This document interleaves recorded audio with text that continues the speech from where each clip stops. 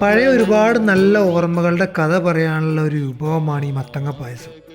വളരെ സിമ്പിളായിട്ട് ഈ മത്തങ്ങ പായസത്തിൻ്റെ റെസിപ്പി പറയട്ടെ. ചുവട് കട്ടിയുള്ള വലിയൊരു പാത്രം അടുപ്പത്ത് വെച്ച് അതിലേക്ക് വെള്ളം, ശർക്കര, ഉപ്പ് തിളച്ച് വരുമ്പോൾ അതിലേക്ക് പത്തിരിപ്പൊടി ഇട്ട് കൊടുത്ത് നന്നായി ഇളക്കിയ ശേഷം കുറച്ച് തേങ്ങാപ്പാൽ കൂടി ഒഴിച്ച് ഒന്ന് പൊടി തണുത്ത ശേഷം നന്നായി കുഴച്ച് ഇതേപോലെ ചെറിയ ചെറിയ ഉരുളകളാക്കി മാറ്റിയെടുക്കുക.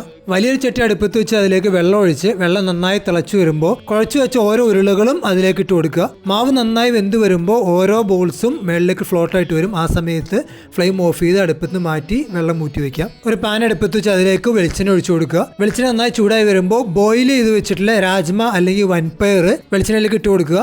അതിൻ്റെ തൊണ്ട് നന്നായിട്ട് ക്രിസ്പി ആയി വരുമ്പോൾ അതിലേക്ക് ഒരു നുള്ള ഉപ്പും ചുക്ക് പൊടിച്ചതും കൂടി ചേർത്ത് നന്നായി ഇളക്കി ഫ്ലെയിം ഓഫ് ചെയ്ത് അടുപ്പത്ത് മാറ്റി വയ്ക്കാം. മത്തങ്ങ വേവിക്കാനായിട്ട് ഒരു പാൻ അടുപ്പത്ത് വെച്ച് അതിലേക്ക് വെള്ളം ചൂടായിട്ട് വരുമ്പോൾ ചെറുതായി കട്ട് ചെയ്ത് നല്ല പഴുത്ത മത്തങ്ങ ഇട്ട് കൊടുക്കുക. ഉപ്പ് കൂടി ചേർത്ത് നന്നായിട്ട് ഇളക്കി അടച്ചു വെച്ച് മത്തങ്ങ നന്നായി വെന്ത ശേഷം ഇതേപോലെ നന്നായിട്ട് ഉടച്ചെടുക്കുക. ഉടച്ചെടുത്ത മത്തങ്ങയിലേക്ക് വെള്ളവും ശർക്കരയും ചേർത്ത് ഉരുക്കിയെടുത്തത് അരിച്ചൊഴിച്ചു വയ്ക്കാം. നന്നായി മിക്സ് ചെയ്ത ശേഷം അതിലേക്ക് കട്ടി കുറഞ്ഞ ഒന്നാം പാൽ ഒഴിച്ച് ബോയിൽ ചെയ്ത് വെച്ച റൈസ് ബോൾസും ചെറിയ ജീരകം പൊടിച്ചതും ചുക്ക് കൂടി ചേർത്ത് നന്നായി തിളപ്പിച്ച ശേഷം കട്ടിയുള്ള ഒന്നാം പാൽ കൂടി ചേർത്ത് ഫ്ലെയിം ഓഫ് ചെയ്ത് അടുപ്പിൽ നിന്ന് മാറ്റാം. ഇനി ഇതൊരു സർവിംഗ് ബൗളിലേക്ക് മാറ്റി ഫ്രൈ ചെയ്ത് വെച്ച രാജ്മ അല്ലെങ്കിൽ വൻപയർ ചേർത്ത് കൊടുത്ത് സെർവ് ചെയ്യാം.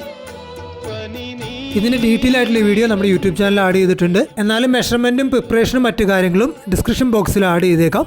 ഇതുപോലുള്ള ഡിഫറെൻ്റ് ആയിട്ടുള്ള വീഡിയോകൾ നിങ്ങൾക്ക് ഇഷ്ടമാണെങ്കിൽ അക്കൗണ്ട് ഇപ്പോൾ തന്നെ ഫോളോ ചെയ്യാം.